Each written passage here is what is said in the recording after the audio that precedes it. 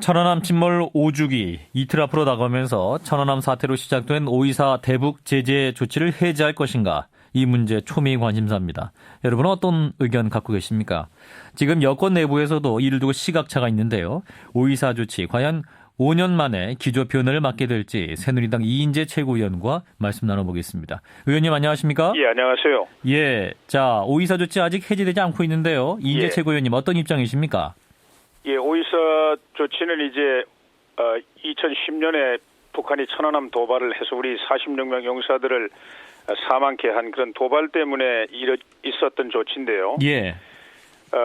뭐 저는 그때 그 군사적인 도발에 대해서 우리가 군사적인 대응을 했으면 되지, 굳이 민간 분야의 그 교류 협력 정책을 차단시키는 이런 제재 조치는 지혜롭지 못했다고 생각합니다. 예. 이제 5년이 됐는데요. 새로운 차원에서 새로운 대북 정책을 설계해서 나가야 되는데, 정치 군사 분야야 뭐 우리가 엄격하게 대응해야 되겠지만은, 경제라든지 민간 여러 분야의 교류 협력은 이거는 뭐 제한 없이 풀어야 된다고 생각합니다. 그러면 천안함 사태 당초부터 5.24 대북 제재 조치 자체가 잘못된 것이었다, 이런 말씀이신가요? 군사적 도발에는 군사적으로 대응했어야 되는데, 예. 원래 이 포용 정책은 이제 정치 군사하고 비정치 군사 이 정경 분리의 원칙에 입각한 것이고요. 예. 서독이 그때 동방 정책을 하지 않았습니까? 예. 그 기본 목표가 뭐냐면은 변화를 통한 접촉입니다. 변화를 통한. 예. 그래서 서독에서 민간 분야, 경제라든지 뭐 학술, 스포츠, 문화, 이런 모든 종교, 이런 모든 분야가 계속해서 동독 지역으로 이렇게 흘러 들어감으로써 접촉을 해서 동독 사회를 변화시킨다, 이겁니다. 예. 우리도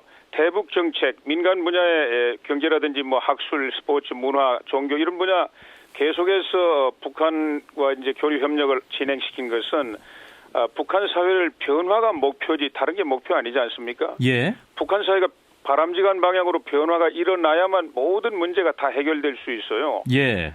지금 뭐 천안함 도발 같은 것도 북한 체제 모순 때문에 나온 거 아닙니까? 크게 보면은. 예. 그래서 그래야만 또 평화적인 통일도 가능하고요.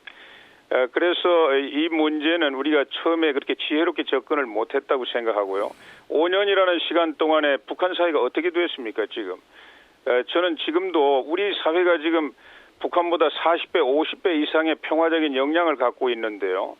이 역량들이 북한 사회에 어떤 형태로든 교류 협력을 통해서 들어가가지고 북한 사회를 바람직한 방향으로 변화시켜야만 예. 궁극적으로 문제 해결되지 않겠습니까? 하지만 이제 천안함 사태에 대해서 북한이 여전히 사과를 하지 않고 있습니다. 뭐 그럼에도 불구하고 예.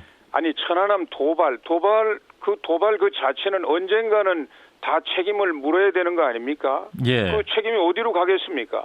그건 그것대로 떼어놓고 우리가 궁극적으로 대북 정책을 왜 합니까? 북한을 좋은 방향으로 변화시켜서 평화적인 통일을 하기 위해서 더 크고 강하고 잘 사는 통일 한국을 만들기 위해서 하는 거 아닙니까? 예. 그 기본적인 목표를 잊어버리고 북한이 사과 안 한다. 북한 사과 문제는 또 이렇게 생각해야 돼요. 지금 그때 김정일 국방위원장 시절에 있었던 일 아닙니까? 예. 그런데 김정일 국방위원장이 지금 공식적으로 평양에서는 사망한 게 아닙니다. 지금도 국방위원장이에요, 김정일 위원장이. 김정은 그 아들 김정은 위원장이 권력을 승계했지만 국방위원회 제1위원장에 불과합니다. 예. 이렇게 김일성 주석이나 김정일 위원장은 아직도 살아있는 존재고 그 포지션, 그 위치를 그대로 갖고 있는데요. 예. 이분들은 북한에서는 신격화된 존재 아닙니까? 그런 사람들이 했던 일을 잘못했으니까 사과하겠다고 말할 사람이 평양에 어디 있습니까? 그거는 불가능한 걸 요구하는 거나 마찬가지예요. 하지만 유승민 원내대표는 이런 입장이에요. 5년 전 역사를 상기하면 아무 일도 없었다는 식의 일방적 해제 결코 있을 수 없다, 이렇게 또 강하게 말하고 있지 않습니까? 그렇다면 그거는 예. 너무 작은 시야에서 작은 논리로 이야기하는 거예요. 예. 지금 궁극적으로 우리가 대북 정책하는 것은 북한 사회를 좋은 방향으로 변화시켜서 평화적인 통일하자는 거 아닙니까? 예. 그렇기 때문에 우리의 이 따뜻하고 평화적인 힘이 어떤 형태로든 자꾸 북한으로 흘러 들어가서 북한 사회를 좋은 방향으로 변화시켜야 되지 않겠어요? 예, 예. 그래서 자꾸 해제 또 이야기를 하는데요. 이건 해제하고 자시고 할 게 없습니다. 우리가 일방적으로 했던 조치 아닙니까? 오이사 조치는. 예. 그러니까 우리가 지금 상황이 완전히 바뀌었어요. 이제 정권도 다 바뀌지 않았습니까? 예. 그리고 이제 박근혜 대통령께서는 처음으로 이제 역대 대통령과 달리 한반도의 평화적인 현상 유지라든지 뭐 관리 이런 게 아니고 예. 통일을 이제 전면적인 국가 목표로 내세우지 않았습니까? 통일대박론이요? 그렇습니다. 예. 그러니까 이제는 그 말하자면 그 오이사 조치라는 그 노트의 페이지를 넘기면 돼요. 넘기면은 백지가 나오지 않습니까? 네. 백지에다가 새로운 대북 정책을 써가지고 그 시행하면 되는 거예요. 5주기에 맞춰서 이참에 대북 제재 해제하고 대북 정책의 전반적인 아니, 해제라는 말 자체가 필요가 없습니다. 해제를 한다고 생각하니까 예. 자꾸 사과 안 하니까 어떻게 해제를 하느냐 이렇게 그 말하자면 다람쥐 쳇바퀴 도는 이 논리에 자꾸 말려드는 거예요. 예. 아니 그 사과가 지금 무슨 필요가 있습니까? 그 체제의 모순 때문에 일어났던 일인데 체제가 변화하지 않고서는 이 문제가 근본적으로 해결이 안 되지 않습니까? 알겠습니다. 아까 말씀드린 것처럼 평양에서는 누가 사과하자고 말할 수가 없어요, 지금.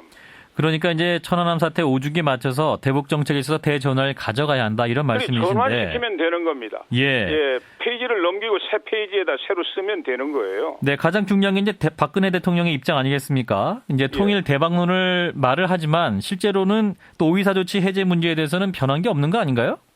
이제 많은 생각을 하고 계실 겁니다. 그런데 이제 오이사 조치를 이제 지금 북한의 핵이나 미사일 개발 때문에 또 인권 문제 때문에 국제사회가 아주 여러 가지 그 제재 압력을 가하고 있지 않습니까? 예. 그런데 이제 그것과 관련해 가지고 대한민국이 이제 민간 분야, 경제 분야 이렇게 풀어버리면은 이것이 이제 국제사회의 그런 제재 압박과 이제 좀 다른 방향이 아닌가 이런 거는 좀 고민할 수가 있습니다. 예. 그런데 궁극적으로 북한의 어떤 변화가 일어날 때 그 변화는 대한민국에 대해서 긍정적이고 희망을 갖는 변화가 일어나야 되지 않겠습니까? 예. 그렇기 때문에 국제사회에 대해서도 충분히 그런 점을 설명해가지고 새로운 대북 포용 정책을 설계해가지고 뭐 정치 군사 분야는 계속해서 우리가 국제사회와 함께 보조를 맞추어서 나가야 되지만 다른 그 민간 분야 경제를 포함해서 이 분야는 우리의 그 넘치는 힘이 북한 사회를 변화시킬 수 있도록 우리가 적극적으로 더 조장하고 열어주는 정책을 해야지. 알겠습니다. 우리 스스로 이거 틀어막으면 어떻게 합니까? 알겠습니다. 그러니까 또한 대통령 입장도 또한 정부 정책 입장도 바뀌어야 한다 이런 말씀이시네요. 예. 자, 사드 현안으로 좀 말씀 넘어가도록 하겠습니다. 자, 이제 미국 합참의장이 26일 방한을 해서 국방부 장관을 예방을 하고 또 사드 배치를 압박할 것으로 보이는데 어떻게 대응해야 될까요? 저는 뭐 압박이 아니고 아마 논의는 있지 않을까 싶습니다. 왜냐하면은 북한은 지금 이제 10,000km가 넘는 그 대륙간 탄도 미사일 발사 실험 성공하지 않았습니까? 네. 그래서 미국 본토를 타격할 수 있는 능력을 갖추고 있고요. 또 북한은 계속해서 미국 본토 말하자면 공격하겠다고 호언장담하고 있지 않습니까? 그렇기 때문에 이 한미연합사령부 체제에서 사드라고 하는 전략적인 이 무기 체계를 도입해가지고 미국 본토에 대해서 어떤 그 공격을 할 때 사전에 탐지해가지고 요격을 한다든지 또 이제 뭐 북한이 또 우리 대한민국에 대해서 말하자면 그 중고도나 저고도는 뭐 다 갖고 있지만 고고도로 또 이 우리 이 공격을 감행할 때 우리 안보도 지켜야 되지 않습니까? 그래서 이런 문제를 가지고 한미연합사 체제에서 이제 이 사드를 도입해서 배치해야 되지 않느냐 논의 있을 수 있다고 생각하고요. 그때 뭐 우리는 이제 군사 안보적으로 또 정치적으로 이 문제를 잘 협의를 해가지고 우리 국가 이익을 극대화하는 방향에서 결정하면 될 것으로 생각합니다. 네, 유승민 원내대표가 이제 사드 배치에 굉장히 긍정적인 입장입니다. 그래서 이제 새누리당 4월 초 의원총회에서도 이것을 논의한다 이런 입장인데 당내에서는 의견이 엇갈리는 것 같은데요? 당내에서는 그런데 이제 그 논의를 이렇게 공개적으로 뭐 한 사람 한 사람이 자기 의견 피력하는 거에 무슨 상관이 있습니까? 근데 이걸 논의를 이제 공론화하다 보면 찬성이 있고 반대가 있을 거 아닙니까? 또 이제 야당 같은 경우도 가세하면은 야당은 또 뭐 잘은 모르지만 반대하는 분들이 더 많을 수도 있지 않습니까? 그러면 이게 정치 논쟁, 정치 쟁점화가 된단 말이죠. 그런데 이거를 바라보는 시각이 있지 않습니까? 미국도 있고 중국도 있고 러시아도 있고 이 또 뭐 북한 정권도 있고 말이죠. 여기서 우리 내부의 논쟁을 악용하려 들 가능성이 매우 많지 않습니까? 네네. 이렇게 되면 국가 이익을 지키는데 굉장히 힘들어져요. 우리 예. 내부가 또 혼란해지고요. 그렇다면은 이 새누리당 유승민 원내대표가 뭐 지나치게 뭐랄까요 완고한 안보 보수주의 입장을 취하고 있다 아니, 이렇게도 유승민 보시나요? 대표가 개인적으로 사드 배치 찬성, 저도 개인적으로 찬성합니다. 네. 그러나 이거를 이렇게 공론에 붙여서 논쟁을 시작하는 것은 국가 이익에 맞지 않고요. 그건 뭐 이거는 이제 조용하게 네. 정말 최고의 전략적인 두뇌들이 모여가지고 대통령을 정점으로 해가지고 예. 결정을 하고 또 결정 과정에서 이제 보이지 않게 뭐 중국이라든지 이런 나라들 알겠습니다. 설득도 하고요. 이렇게 하면 되는 문제라고 생각합니다. 네. 그런 면에서 적절치 않았다는 말씀이시네요. 예. 자, 홍준표 경남지사 얘기 좀 여쭤보겠습니다. 예, 저도 흥미롭게 보고 있습니다. 예, 자, 경남의 무상급식 철회 결정을 했는데요. 예. 예, 어떻게 보세요, 의원님? 예, 무상급식 정책은 찬반이 있을 수 있고요. 뭐 수학 문제처럼 정답이 있는 건 아니지 않습니까? 예. 그래서 저는 홍준표 지사가 자기 책임하에 새로운 방법을 도입했더라고요. 예. 말하자면 어려운 학생들한테 50만 원씩 1년에 준다. 그러니까 그걸 가지고 뭐 급식에 쓰든지 뭐 공부하는 데 쓰든지 이렇게 하는 정책으로 전환해가지고 이제 시행을 했는데요. 예. 저는 이제 그 결과를 놓고 보면 된다고 생각합니다. 경남 도민들이 또 학생들이 어떻게 반응하시는지요. 예. 그거는 이제 그걸 봐가지고 그게 성공적인 정책이면 이제 확대될 거고요. 성공적인 정책이 아니면 이제 경상남도도 돌아오게 되겠죠. 예. 도민의 뜻대로 다음 지방선거 때 또 심판될 것이다 이렇게 보시는 건가요? 예, 이제 뭐 그거는 이제 시행을 하고 보면은 예. 다른 데는 무상급식 하는 데도 있고 또 무상급식을 하더라도 방법이 조금씩 또 다르더라고요. 예. 예, 그래서 이제 지자체 간에 그것도 일종의 이제 복지 정책의 경쟁 아닙니까? 네. 그러니까 그런 차원에서 이렇게 좀 마음의 여유를 갖고 그 결과를 우리가 지켜보는 게 현명할 것 같아요. 알겠습니다. 예. 자, 그런데 또 미국 출장 중에 고급 골프 접대 논란도 있는데요. 짧게 좀 입장 밝혀주실까요?